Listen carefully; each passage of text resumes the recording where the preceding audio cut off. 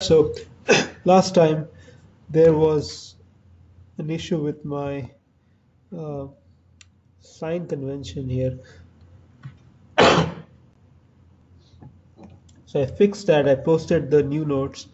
Essentially, it's in the derivation of the equations.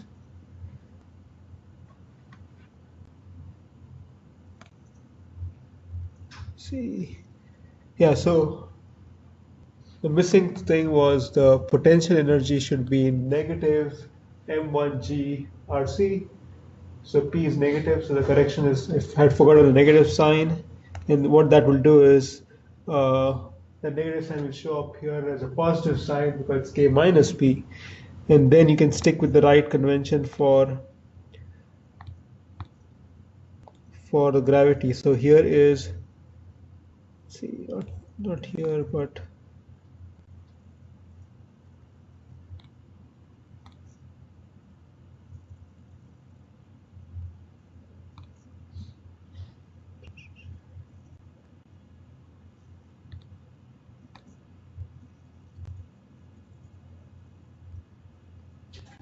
yeah, right here where gravity was supposed to be in the z direction, in the negative z direction. So let's look at the figure for.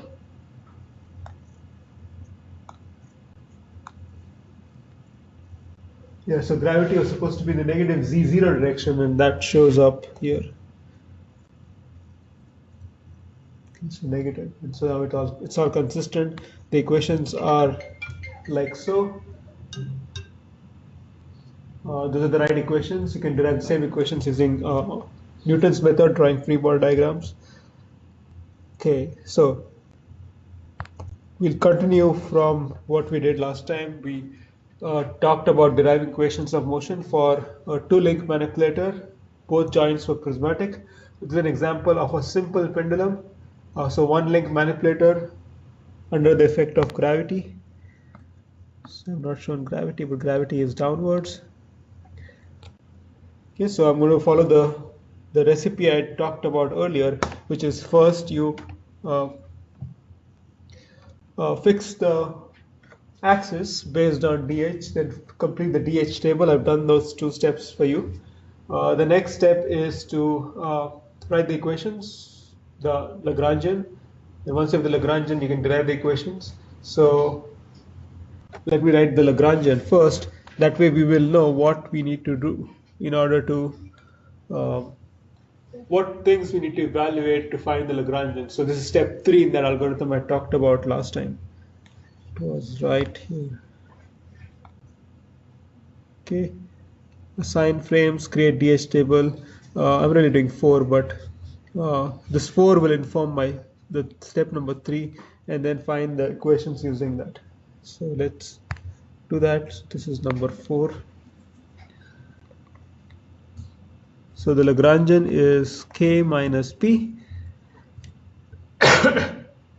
where K is half Q dot transpose times M1 JVC1 transpose JVC1 plus J omega 1 transpose R1 I1 R1 transpose J omega 1 times Q dot.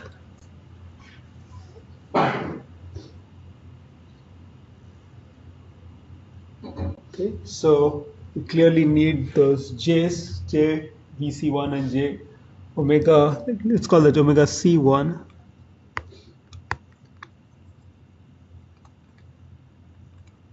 And then for the potential energy, that's simply negative, which is of the correction here, which we just talked about. It's negative M1 G transpose R C1, where C1 is clearly the position of center of mass of that link. Okay, so what I'm after is I need to find JVC1, J omega C1, and RC1, and I can plug that in this equation, and I'll be done. Q dot is just the degrees of freedom. In this case, there's only a single degree of freedom, that is θ1. So that's known. So that informs step 3, which is finding the Jacobians. So the Jacobians I'm interested in are JVC1. So before I write this down, you can remind yourself that the Jacobian for a revolute joint is JVC1 is R, or JVCI is Ri minus 1 OK crossed with O CI OO, and then J omega C1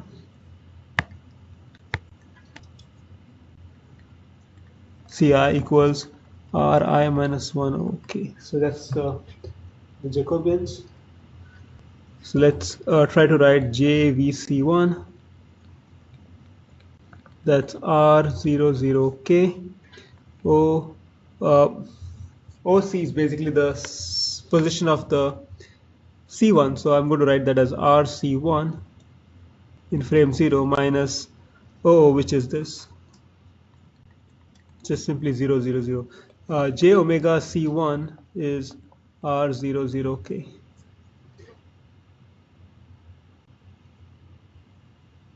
Okay, so all I need to do now is find R00, which is actually just the identity.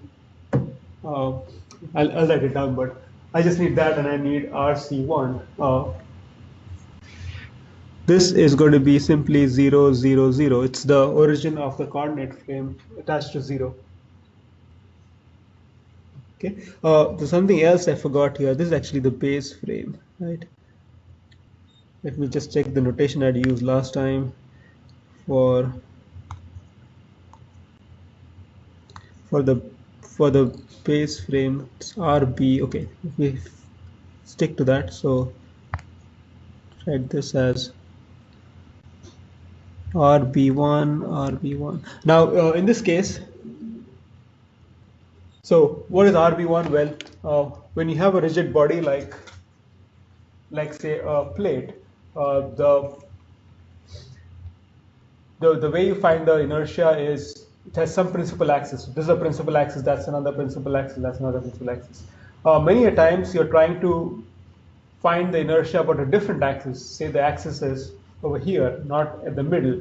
So there is a transformation which relates the principal axis, which is the base frame, with the axis which you care about. And so that transformation is given by RB1. In this case, we're going to assume that, well, you don't have to assume, but really the base frame and the frame of interest is the same. It's basically this one, right? So this is going to be our base frame, which is the same as the principal axis frame, which describes the inertia of this rod. In this case, the inertia is described about that rod. I did not give it there, but there's oh, it's right here, I1. Okay, so RPI is simply the identity matrix.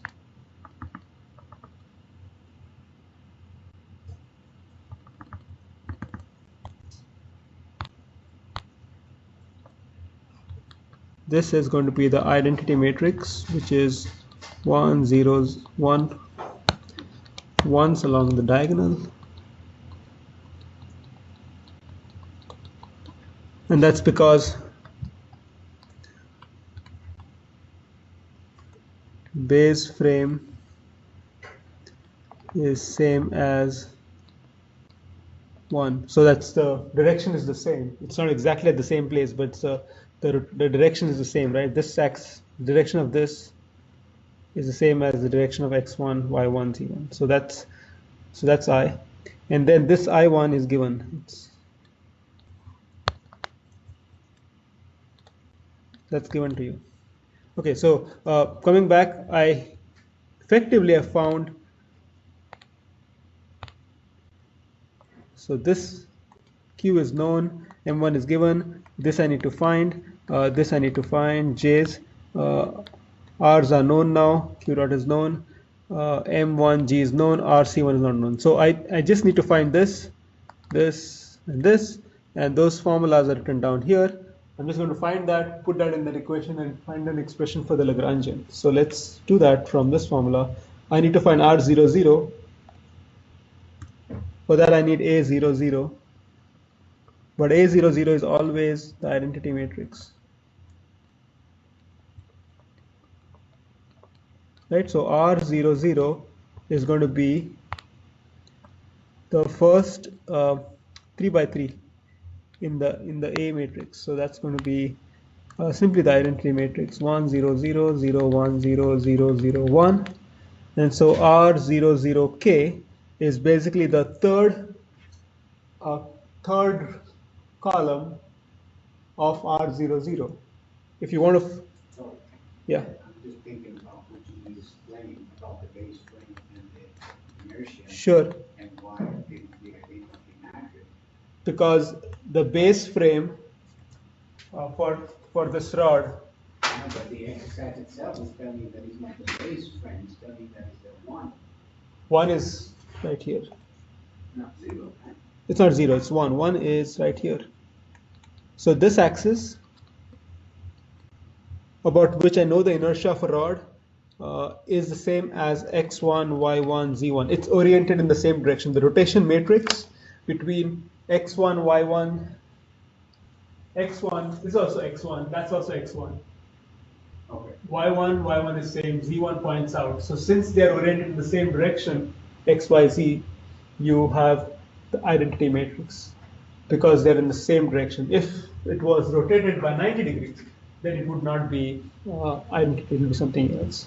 What if it was with respect to the global frame? It's not with respect to global frame, it's always with respect to frame 1.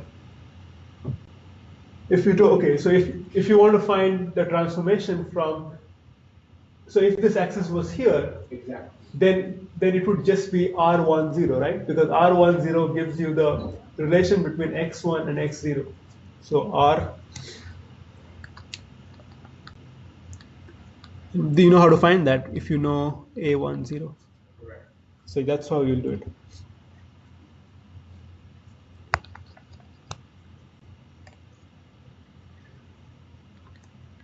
So R00K, this is how you actually do it if you want to do it, but it's really the third column of the R00 matrix. Simply 0 0 1.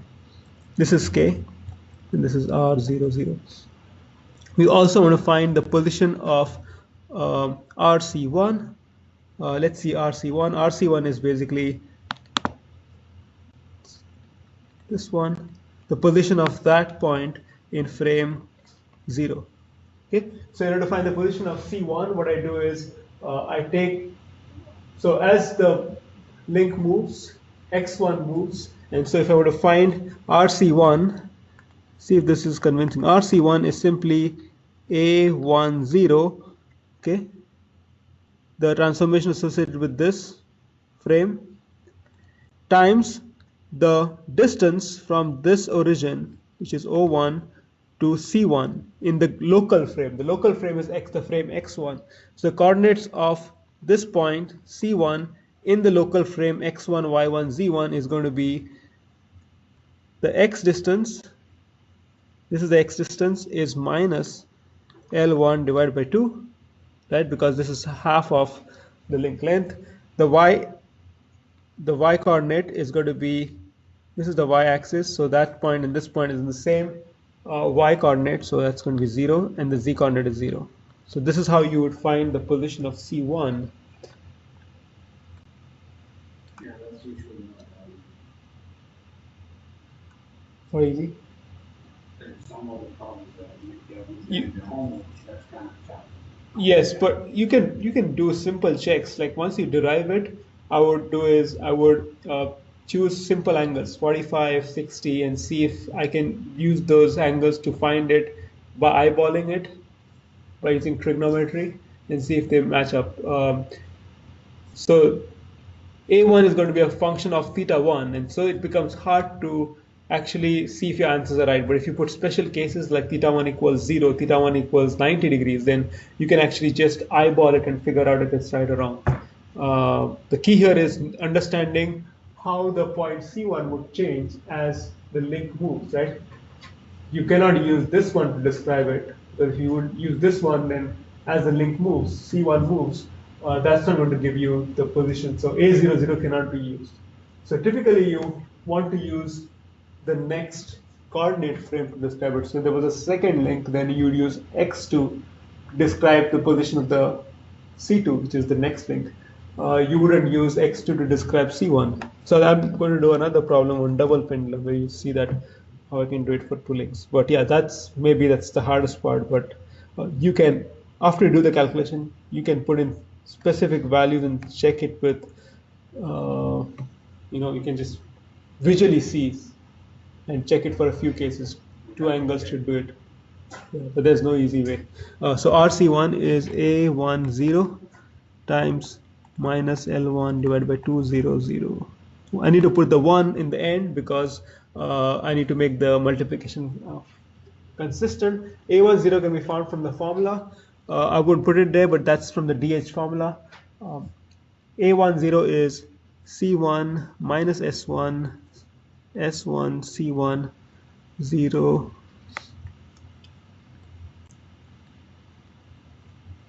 0, 0, 1, 0, L1, C1 minus L1, sorry, plus L1, S1, 0, 1, and then minus L1. Okay, where C1 is cosine of theta 1, S1 is sine of theta 1. And when you simplify this, you get L1 C1 divided by 2, L1 S1 divided by 2, 0 and 1. So that's RC1 with respect to frame 0. Okay, so we are still not done. We got R00K, which was J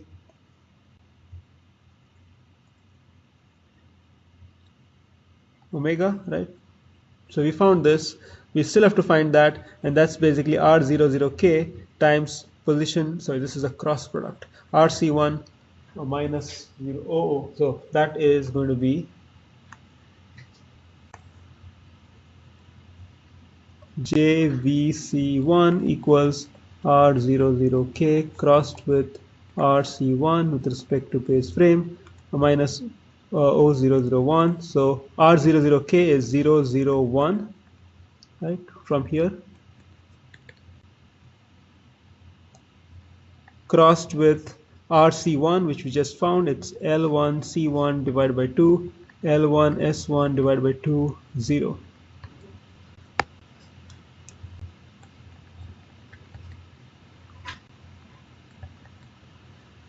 Okay, there are a number of ways you can do the cross product. Well, two ways in particular. One is you can write the skew symmetric matrix for this and then do a matrix multiplication. But you could also use a cross. So there's a command called cross in MATLAB. All you have to do it is tell it 001, comma, L1, whatever is in here, and then it'll give you the cross product. So the other way is skew symmetric matrix, which is 0, 0, 0, minus 1, 0 times L1 C1 divided by 2, L1 S1 divided by 2, 0. Oh, my bad. This is not right. It should be over here. So 0, 0.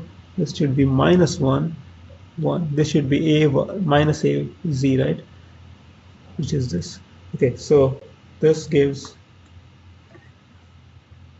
minus L1 S1 divided by 2, L1 C1 divided by 2, and 0. So that is JVC1. Yes, so we've got JVC1, we've got RC1 here, and then we have J omega. So we can now write a formula for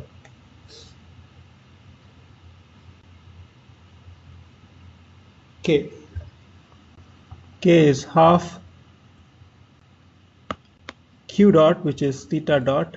The transpose doesn't really matter because it's a one-dimensional matrix, so it's still a scalar. times mass 1 JVC1, which is transpose. So minus L1 C1 divided by 2, L1 S1 divided by 2, and 0. So I need to take the transpose. That's what I did. And then JVC1 as it is. So minus L1 C1 divided by 2, L1 S1 divided by 2, and 0. So this is the first part. MJ transpose J. The second part is going to be J omega 1. So that's going to be J omega 1 transpose. So 0, 0, 1. And then I1. Then 0, 0, 1.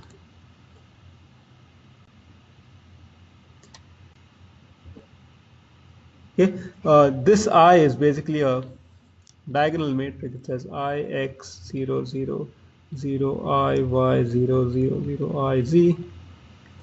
So you can actually pull this out just because if you multiply with a diagonal matrix, it really is commutative. So you can, let me complete this. So this is times theta dot. So you can rewrite this. First of all, this part is J omega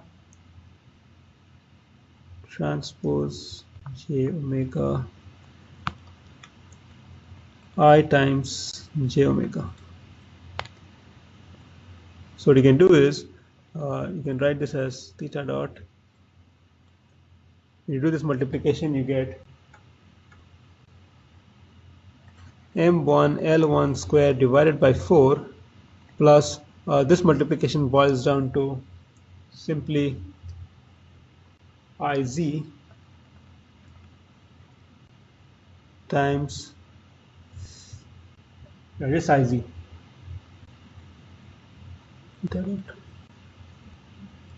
which is half mass times length square divided by 4 plus Iz theta dot square. So this is the kinetic energy. The potential energy is mass gravity. So gravity is, you got to go look at the figure for the gravity vector. So if you look at the figure, gravity is pointing.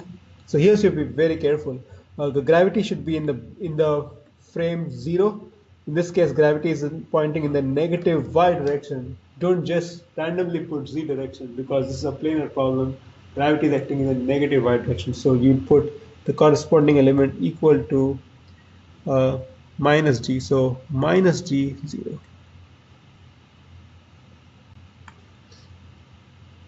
So I'm forgetting the negative sign, I think. Yeah, the negative sign. So I need to put negative m1g. So this is basically the vector, gravity vector. X is 0, z is 0, and y is negative g. And then I need to write a position vector for rc1, which is l1 c1 divided by 2, l1 s1 divided by 2, and 0. So if you simplify this, you get m1g l1 s1 divided by 2. So that's my potential energy. So we are now in a position to write the equations of motion. So Lagrangian is k minus p. K is half m1 l1 square divided by 4 plus I z theta dot square, theta 1 dot square, minus m1g l1 sine theta 1 divided by 2. Okay, so in this case, the fifth step is deriving the equations of motion.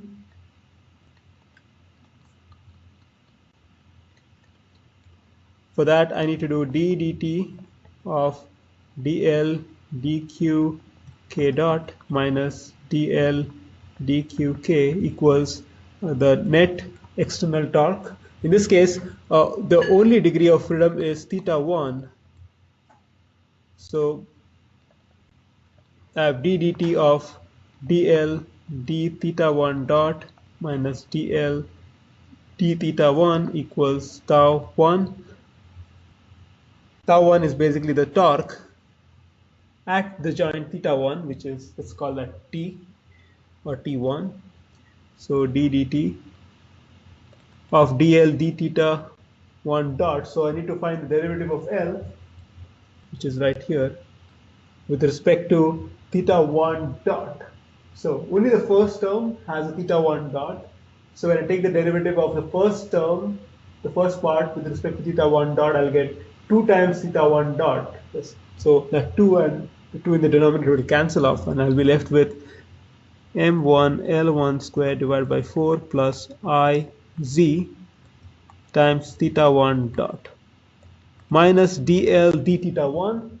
So the first part does not have a theta 1, so that will be effectively 0. The second part does have a theta 1, so when I take the derivative of sine theta 1, I'll have cosine theta 1. So negative m1g L1 cosine theta 1 divided by 2 equals torque. And so I need to take the derivative of this term with respect to time. This term, the first part of this term in the bracket is constant, so only derivative of theta 1 dot with respect to time. That's the derivative of velocity, which comes out to be the acceleration. So the equation of motion is going to be m1 L1 square divided by 4 plus Iz times the acceleration theta 1 double dot minus m1 g L1 cosine theta 1 divided by 2 equals torque 1. So that is the equation of motion for a single pendulum. Now, you might have seen this equation before. Usually has a sine, not a cosine.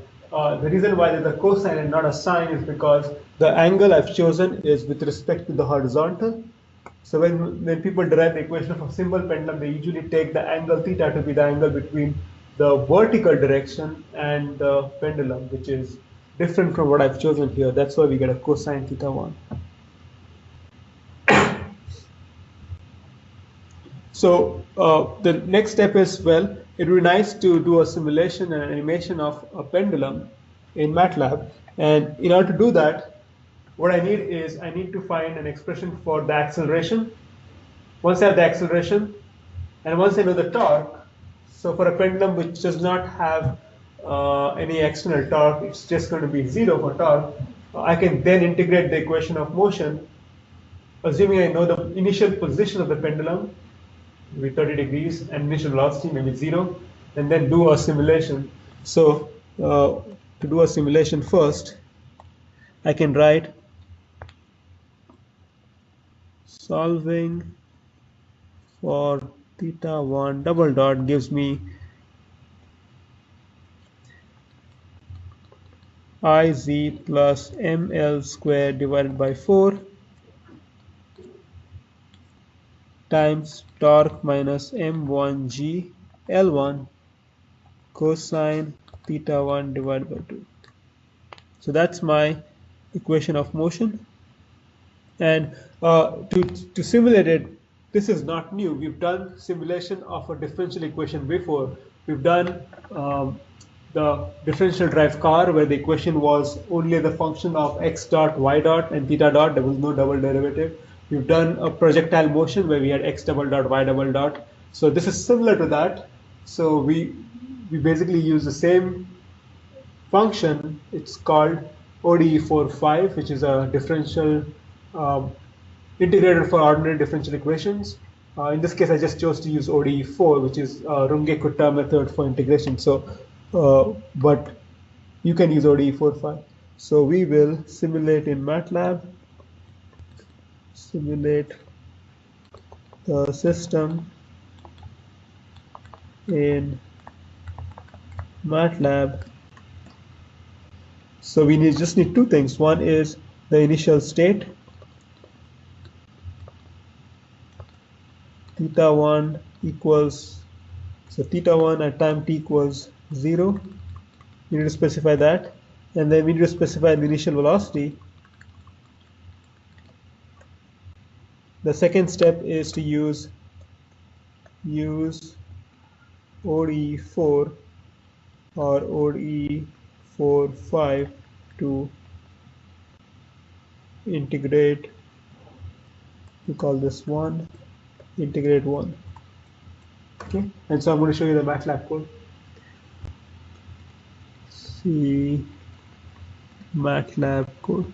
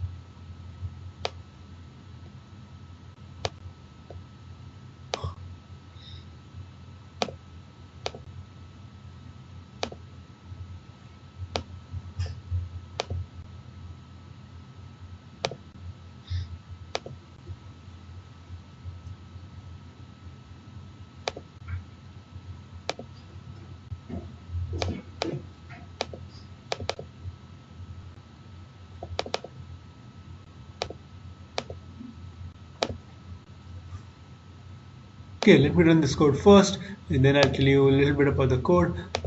This is doing a simulation first, and then doing an animation. And so it's a pendulum which is dropped from a 90-degree angle, or in this case 0 degrees, because angle is measured from the horizontal.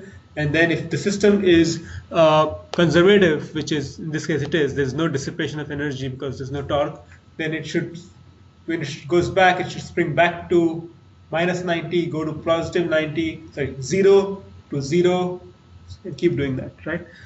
So the code here has the DH parameters. So essentially doing similar things we've done before, define A1, alpha 1, but I store them in a object, in a structure, just to make it easy to send data through functions, mass, inertia, gravity,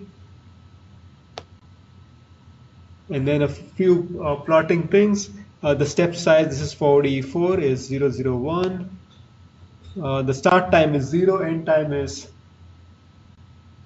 2 seconds, and initial conditions.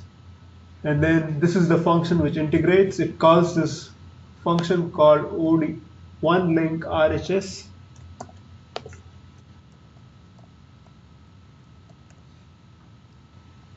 Which essentially would have this equation. So I wrote down θ1 double dot. That's where that equation is. And then the torque is 0. If you want to put torque to the pendulum, you can change that. For example, here I'd put a damping force, viscous force times the velocity. And I think the other things are pretty much standard. Okay, so that's how you do a simulation of pendulum. Let's see. So the equations are very similar to the single pendulum. I'm just saying it's just not a good use of time to write down all the equations in detail. So what I'll do is I would fill in the dots later on. I'll fill in the equations a little later so you can go through them later on.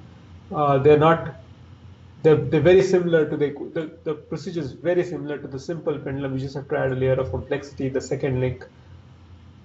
But I'll write the expression for the kinetic and potential energy, and then show you a MATLAB code which will demonstrate how complex these equations get. So what I'm going to do is I'm going to not work this out in class. I will post it later on. I'm just going to fill in the dots, fill in the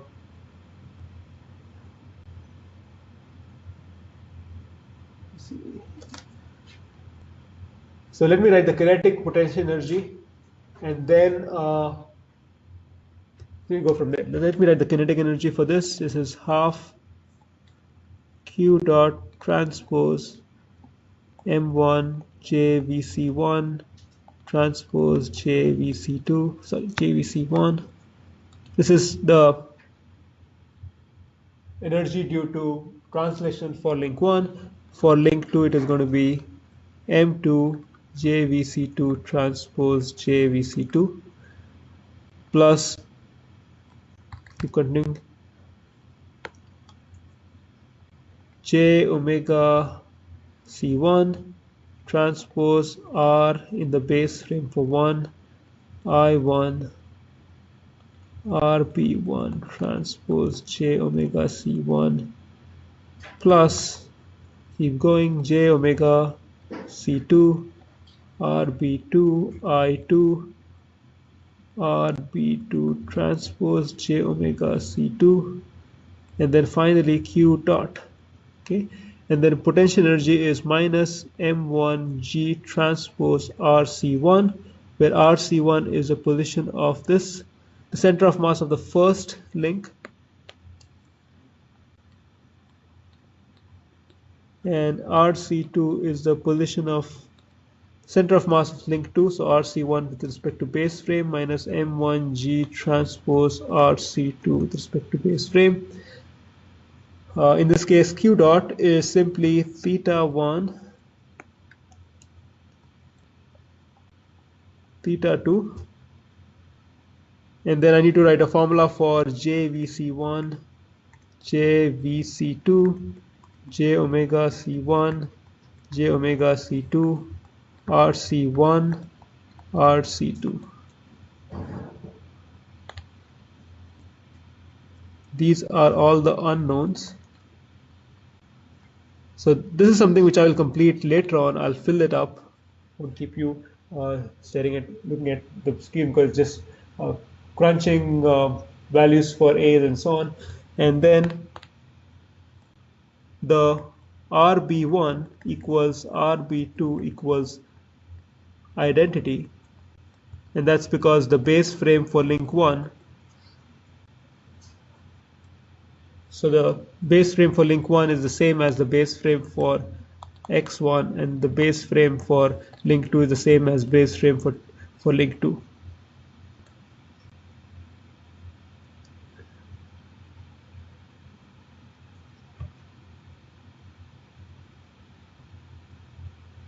Okay, so I'll finish this up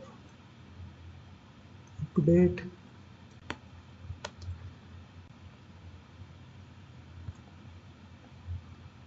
Okay, now when I tried, so my goal was to write these down, put those in the equations for K and P, write the Lagrangian, and then derive the equations, but that is going to be a big mess. It's going to have a lot of terms, and it's just not meaningful to try to crunch those numbers using by hand calculation. So what we'll do is, I will show you how to write the equations using MATLAB Symbolic toolbox. So first we'll do a simple example of a ball falling under gravity. We've done that before. We derive equations. That's simple. And that once we figured that out, then I would move on to double pendulum. So I'll take the same ideas from a ball dropped under gravity, derive the symbolic equations, and then use the same symbolic stuff to do a double pendulum. So what I would say here is L, which is K minus P, is too complex for hand calculation. So we will use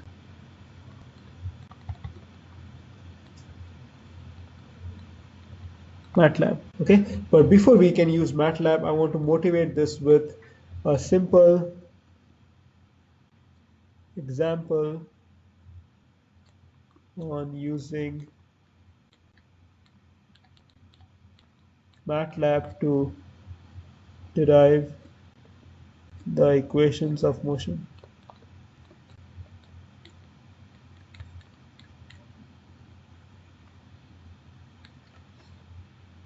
Okay, so a simple example such as a ball falling under gravity, mg, F is the external force.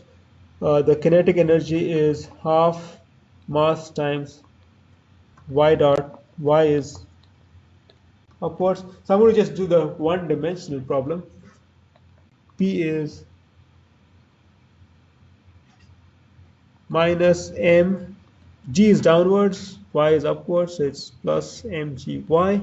The Lagrangian is half my dot square minus mgy, right? And then to find the equations, we just do d dt of dl dy dot minus dl dy equals f. So this gives me d dt of dl dy dot, which is this term, so my dot minus dl dy, that's minus mg equals f. And so the equations of motion are my double dot plus mg equals f. So that's my equation of motion, which is very easy to derive by hand, but here is how you'll do it in MATLAB.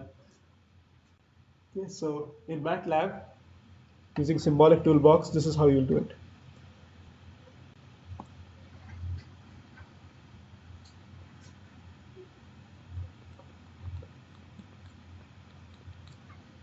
Okay, so what we do is essentially define Kp in MATLAB, define L, but Kp and L will not be numerical values. They will not have value like 5, 6. They will be symbolic values like y, g, and so on.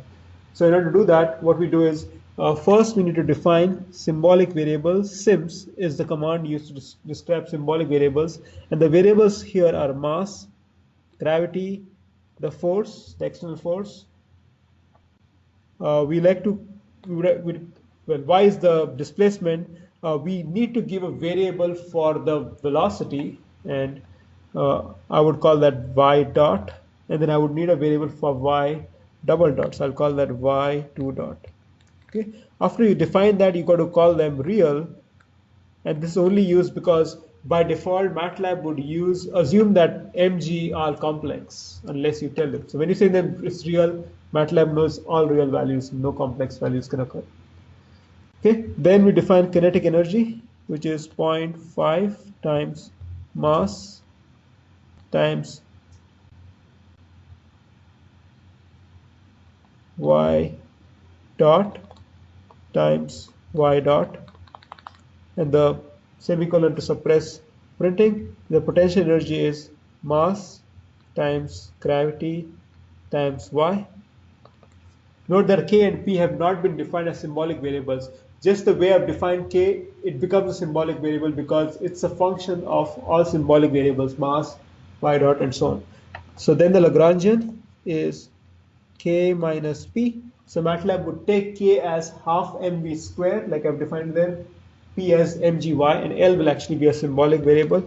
And then to find the derivative, what we are after is d dt of dl dy dot minus dl dy equals f. So how will you define this? How would you do this computation? Well, first we need to find this term. The first term I would like to get is this one. So I'll create a term called dl dy dot. Okay, this is a symbolic variable that is obtained by differentiating L with respect to y dot. So MATLAB has a command for differentiation. It's called diff. For diff, the first argument is what I'm trying to differentiate. In this case, it's L. And the second argument is what with respect to what. So in this case, I'm differentiating with respect to y dot. So if you do that, it'll actually do dl dy dot, and it'll give you m times y dot. Okay. The next term I'm interested in getting is dl dy. So what I would do is I would write it as define my own term dl dy is equal to diff of L with respect to y. Okay, the next term I'm interested in is getting d dt of dl dy, but dl dy dot is this. So what I'll do is I'll define d dt dl dy dot. Again, this side is purely created by me. You can call it anything you want. Just write something which is easy to understand. Equals diff. So I need to take the derivative of this term now, right? So dl dy dot with respect to time. And that's where the problem comes. You cannot say time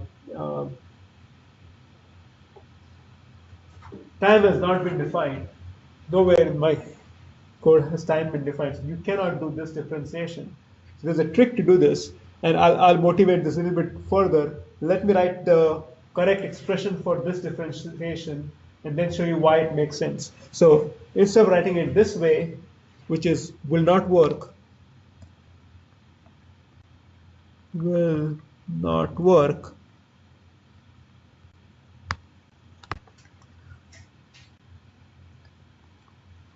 because t is not defined.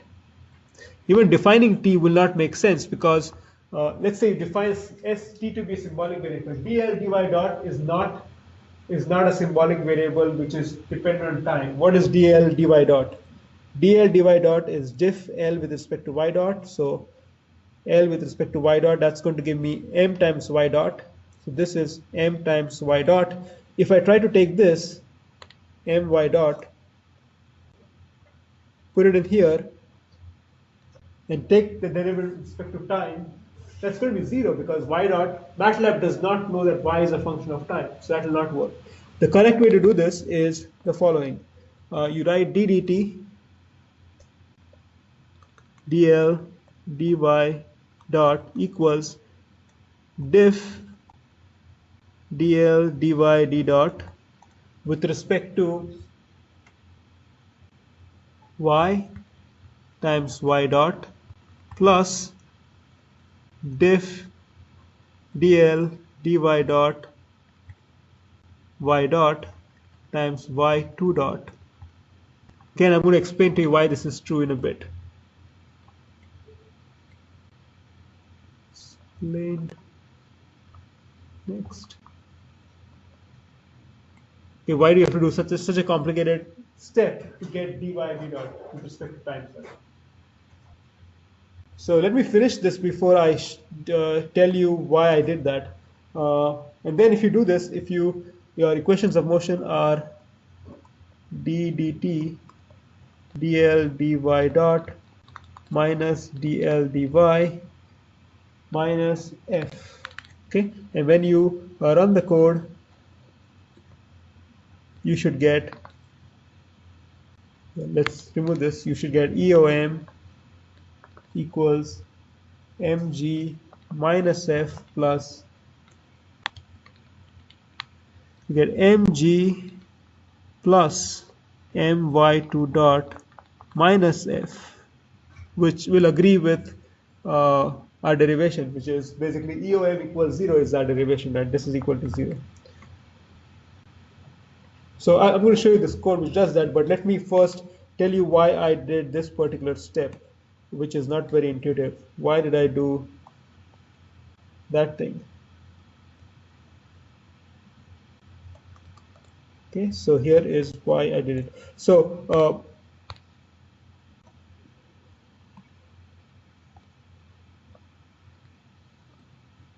okay, so if I, so explanation for, we call this 2.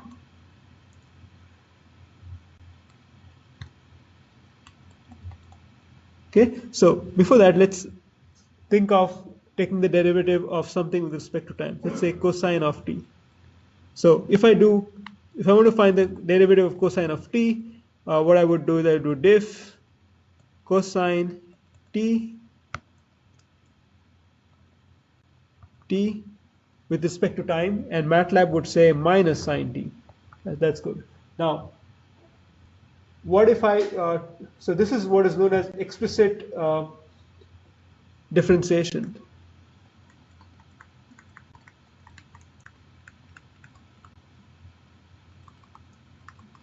I'm given cosine as a function of t, I take the derivative with respect to time, I get minus sine t. What if I told you that I want to find the derivative of, so this is 1, if I want to find the derivative of cosine of q of t, Okay, so cosine is a function of q, and q is a function of time. So let's say this is f.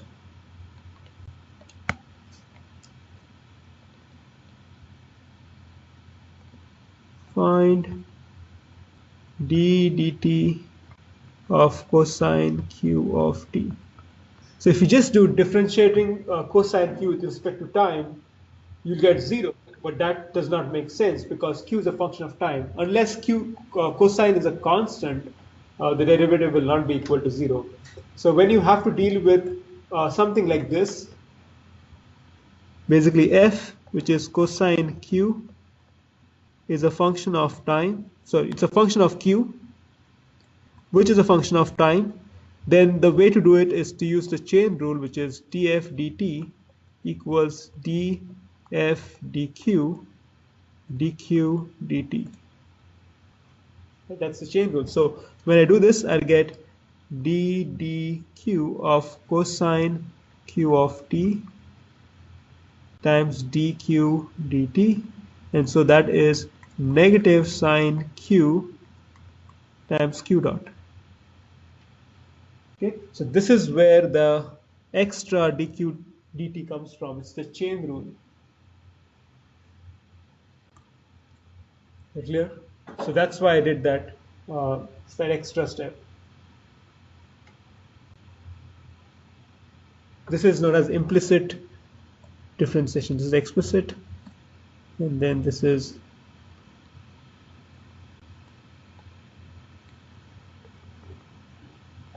implicit differentiation, because the q, the time is hidden inside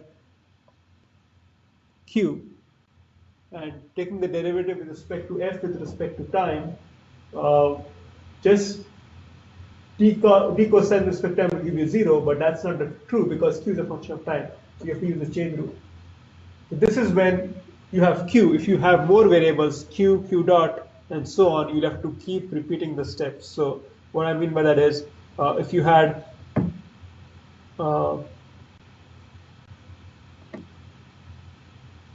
if there was a q dot besides a q inside there, then you'll have to do df dq dot dt plus df dq dt. There'll be two terms there. One will be q dot, one will be q. Okay, so back to the Lagrangian. Differentiation of Lagrangian. As I said, we need to find d dt of dl dq dot. Okay, so here we have to use the implicit differentiation rule, which is the chain rule. So what I do is I write this down as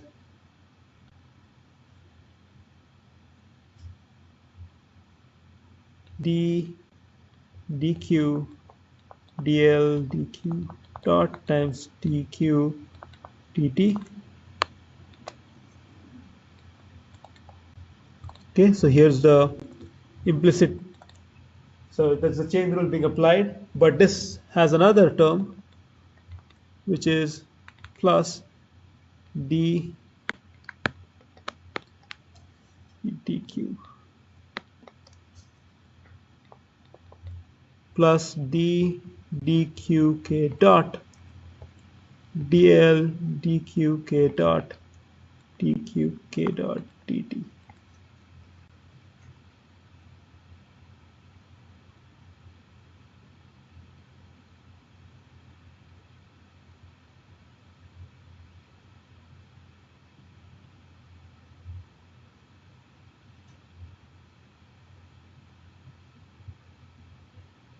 So in MATLAB, you'll write this as diff dl dqk dot qk times q dot k plus here diff dl dqk dot qk dot times qk double dot. This is the first expression, this is the second one.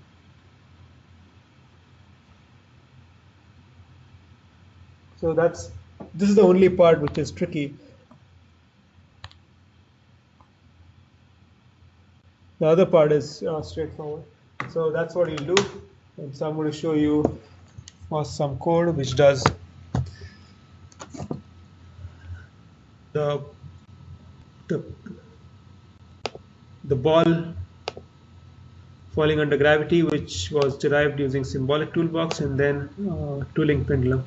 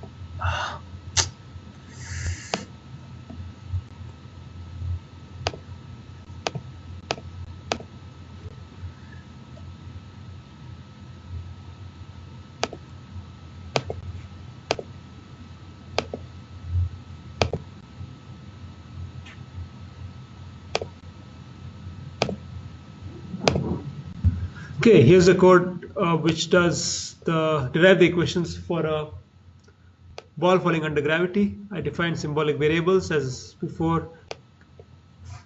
You can actually check this when you run this. Be clear all. So here's I copy paste. See sims mgy y dot y2 dot f real. Okay, so you can see that they are created in the workspace. They are also defined as symbolic variables. If you want to find what they are, there's something called class m. So it says sim k. We run this. K, L, P. All of these are symbolic variables. So now it's deriving the equations. The equations of motion is mg minus f plus my double dot. In fact, if you look at k, it's a symbolic variable. If you look at L, that's symbolic variable. If you do sims, sorry, K, it's saying it's symbolic variable. So you can actually deal with symbolic variables, which is really nice because now you don't have to drive these things by hand. I'm going to show you the double pendulum. We'll just do it next time. So next class I'll show you equations of a double pendulum, how messy they get, and how this can be used to simplify them, and then we'll go from there. There's no class on Thursday. We'll do the grading on Thursday. We'll not do the grading here because there's carpet and you'll have a hard time getting your car to travel on carpet when you practice. Probably not on carpet. So we'll probably do the grading outside where there is a non-carpeted floor. It should be much faster to drive your cars outside. There's no carpet there, right? There's carpet there. Okay, we're going to find a place which does not have a carpet. Otherwise, we'll have issues. Maybe we can move it to BSc atrium. That place doesn't have carpet. So let me send an email saying that the grading is in BSc atrium, which is near Einstein Bagels. That should be a better place to do the grading. I've done the grading there. We didn't have a problem there. Okay, so I'll see you on Thursday, but